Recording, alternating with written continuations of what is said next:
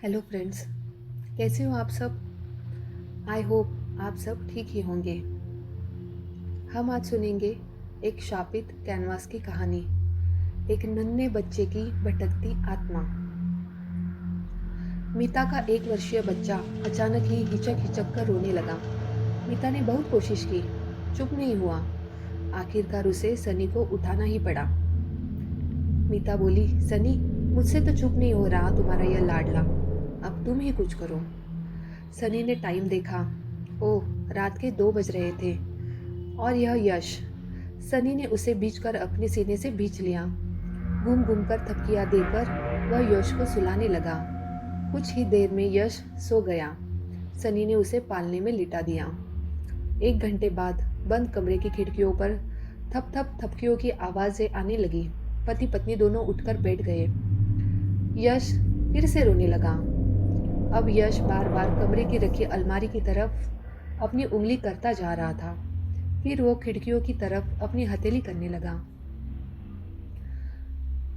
सनी मीता को कुछ समझ नहीं आ रहा था। एक तो यह यश का आलाप और ऊपर से खिड़कियों का बड़बड़ाना। सुबह के 4 जरूर बज रहे थे, पर अभी भी घोर अंधेरा ही था। सनी ने कहा, मीता, जरा खिड़की खोलकर तो देखो। और जैसे ही मीता ने खिड़की खोलकर देखी, एक भयंकर हवा का झोंका जैसे खिड़की में से बाहर की ओर लपका। और फिर यश भी चुप हो गया। थोड़े ही देर में सो भी गया। सुबह होते ही सनी और मीता यश को डॉक्टर के पास ले गए। वर्मा जी, मैंने सारे चेकअप कर लिए हैं, कोई अंदरूनी दिक्कत नहीं है। हो सकता है पेट में दर्द हो। Thank God. सनी और मीता यश को घर ले आए। सनी 10 बजे अपने ऑफिस चले गए। मीता ने कहा शांताबाई को, शांताबाई, रात को यश सारी रात रोया। बताना तो। शांताबाई यश का मनोयोग से मुआयना करने लगी। अरे मैम, ऊपरी ऊपरी है। कल मंगलवार है ना, हनुमान जी का ढोक लगवा आना और काला धागा जरूर बनवा लेना अपनी यश को। अच्छा मैम साहब, कल यहाँ अलमारी पर एक तस्वीर भूल गई थी, ले जाओ, मुझे भी दिखाना, मीता ने कहा। बाई ने मीता को तस्वीर दिखाई। बहुत ही प्यारे बच्चे का खूबसूरत ही हाथों से बनाया कैनवास, इतना जीवंत जैसे अभी बोल उठेगा। अच्छा बता, क्या तूने कैनवास यश को दिखाया था? वो बार बार अलमारी की तरफ हाथ कर रहा था। नहीं मैम साहब, मैंने तो यश को नहीं दिखाया। भाई वो तस्वीर लेकर चली गई। रात को यश जल्दी ही सो गया था और हम भी जल्दी सोकर कल की कमी पूरी कर रहे थे कि अचानक ही रात की नीरवता को तोड़कर डोरबेल बज उठी। डोरबेल निरंतर ही बजी चली जा रही थी। सनी ने घड़ी देखी, रात के 3 बज रहे थे। मैम साहब, हमारे बिटिया को बचा ही लो। मैम साहब, शांताबाई लगातार ही झार झार रोती जा रही थी। क्या हुआ बिटिया को?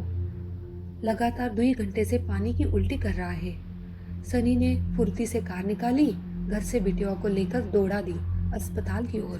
बिटिया को इमरजेंसी में भर्ती कर लिया गया। करीब आधे घंटे के बाद डॉक्टर ने बताया बच्चा बच गया है, आप समय पर ले आए, वरना 10 मिनट की देरी भी प्राणलेवा थी। सनी बहुत परेशान हो रहे थे। यह क्या हो रहा है? पहले उनका यश सारी रात रोया और फिर बाई का बच्चा। वह आज ऑफिस नहीं गया। अपने दोस्त हेमंत को घर बुलाकर सारी परेशानी बताई। हेमंत ने कहा, सनी, अगर तुम विश्वास करो तो तुम्हें कुछ कहना चाहता हूँ। सनी ने कहा, बोलो। हेमंत ने कहा, अरे मत कहना कि मेरा विश्वास नहीं करता। एक पहुँचे हुए तांत्रिक है देवराज, मैं एक बार उन्हें यहाँ ले आता हूँ। कभी ना मानने वाला सनी आज मान गया और 1 घंटे में ही देवराज को ले आया। देवराज ने एक कमरे के निरीक्षण में ही कहा, कल रात को इस कमरे में कोई आत्मा कैद थी और खिड़कियां भड़बड़ा रही थी। आखिर खिड़कियां खोलते ही यहाँ से आत्मा खिड़की में से तेज गति से बाहर की ओर गई। आपने भी हवा का अंदर से बाहर बहना महसूस किया होगा ना? अब सनी तांत्रिक को फटी फटी आंखों से देखा जा रहा था। यह बात तो उसने हेमंत को भी नहीं बताई। फिर यह तांत्रिक? वह समझ गया यह कोई साधारण व्यक्ति नहीं है। सनी फफक कर रो पड़ा। हमसे क्या भूल हो गई होगी स्वामी, मेरा बच्चा। तांत्रिक ने कहा, नहीं, रो मत, तुम्हारा बच्चा सुरक्षित है, लेकिन किसी और बच्चे की जान भी जा सकती है। हमें उस आत्मा को ढूंढना होगा। अच्छी तरह से ध्यान करके बताओ कि कल यहाँ क्या हुआ। इस कमरे में कोई बाहरी वस्तु थी? मीता ने कहा, हाँ हाँ, कल बाई ने बाहर से एक तस्वीर लाकर इस अलमारी पर रख दी थी। तांत्रिक ने कहा, अब तस्वीर कहाँ है? मीता ने कहा, वो तो बाई कल सुबह ही ले गई। चलो। और हम सब भागे बाई के घर की ओर। पूछने पर बाई ने वो तस्वीर तांत्रिक को दे दी। नेत्र मूंद कर तांत्रिक ने तस्वीर पर हाथ फेरा। यही है विघ्न की जड़। तांत्रिक ने पूछा, यह तस्वीर तुम कहाँ से लाई? बाई ने सनी की तरफ मुंह करके कहा, वो जो पास में राधिका भाभी है ना, उनके घर के नीचे पड़ी थी। अब तस्वीर लेकर राधिका के घर तरफ लपके। सनी ने राधिका को तस्वीर दिखाकर पूछा, भाभी जी, इस तस्वीर को आप पहचानती है? राधिका ने कहा, हाँ सनी, यह तस्वीर मैंने ही खरीदी थी। सनी बेचैनी से पूछा, कहाँ से भाभी? राधिका ने कहा, पिछले माह में जो हैंडक्राफ्ट का मेला लगा था ना, वहाँ से। तांत्रिक ने कहा, फिर इसे नीचे क्यों फेंका? राधिका ने कहा, मैंने नहीं, मेरे पति राजेश ने फेंका। अब राजेश को फ़ोन करके ऑफिस से बुलाया गया। राजेश ने कहा, हाँ, मैंने ही फेंका है इस मनहूस तस्वीर को। इस तस्वीर के घर में आने के बाद हमारे घर की सुख शांति समाप्त होने लगी थी। मैं दफ्तर में लेट होने लगा। हम दोनों में आए दिन छोटी छोटी बातों पर झगड़े होने लगे। इस तस्वीर का ही काम है और मैंने क्रोध में आकर 4 दिन पहले इसे नीचे फेंक दिया। हेमंत ने कहा, राजेश भैया, सच सच बताना, अब घर में फर्क है?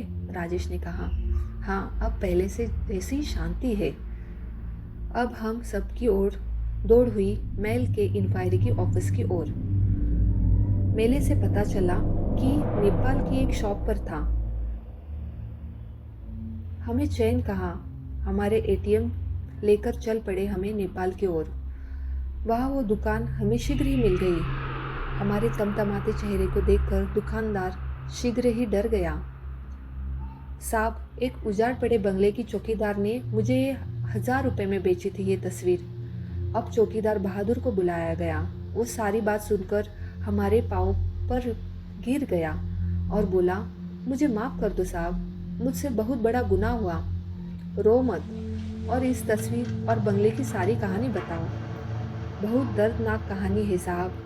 बंगले के मालिक यशवंत सिंह और उनकी पत्नी मालविका दोनों ही प्रतिष्ठित राजघराने के थे। दोनों बहुत ही सुंदर और बहुत ही प्रेमी स्वभाव के थे। बहुत ही सुखी जीवन था उनका। यश, सम्मान, ऐश्वर्यता, सभी कुछ तो था उनके पास। लेकिन फिर एक दिन उनके सुखी जीवन पर ऐसा ग्रहण लगा कि सबको समाप्त ही कर दिया। मालकिन माँ बनने वाली थी। हमेशा गुनगुनाती रहती थी, नया प्यारा सा बहुत प्यारा गोरा गुलाबी बालक आया भी, लेकिन मात्र 1 घंटे की सांस लेकर चला गया। मालकिन विषिक्त हो उठी।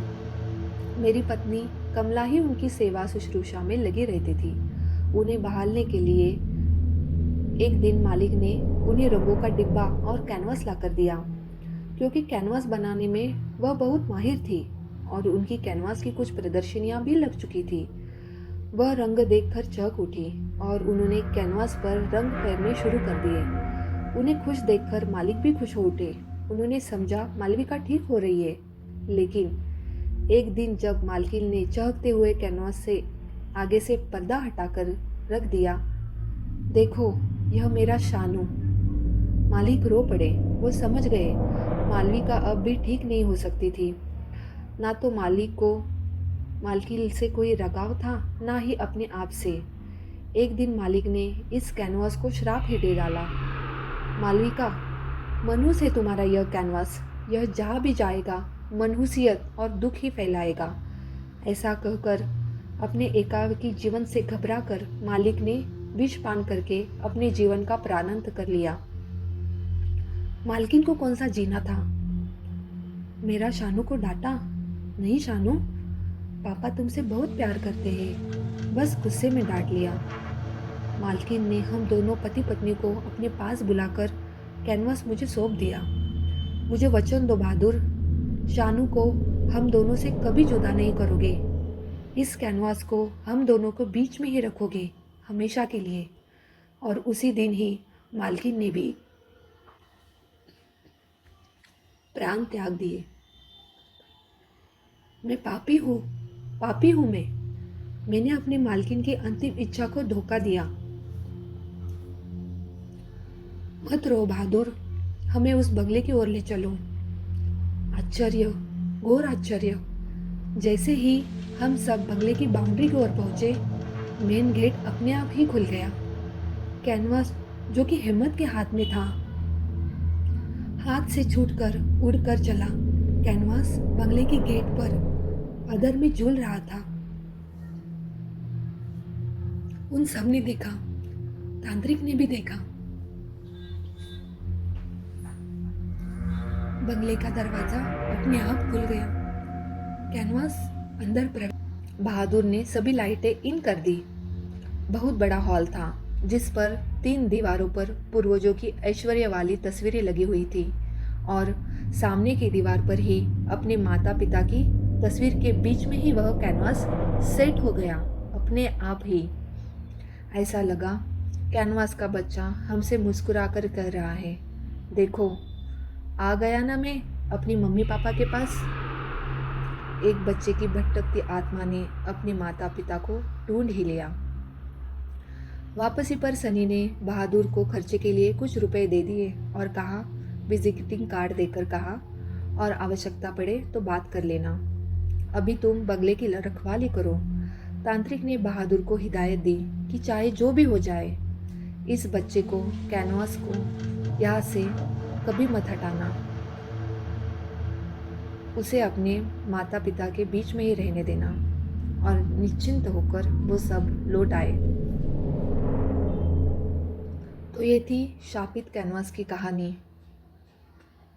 तो फ्रेंड्स, अगर आपको हमारी स्टोरी अच्छी लगी तो अपने फैमिली और फ्रेंड्स को शेयर करें, लाइक ज़रूर करें, और हाँ, चैनल को सब्सक्राइब करना मत भूलें। जल्द ही मिलते हैं अगली स्टोरी के साथ। तब तक अपना ख्याल रखना।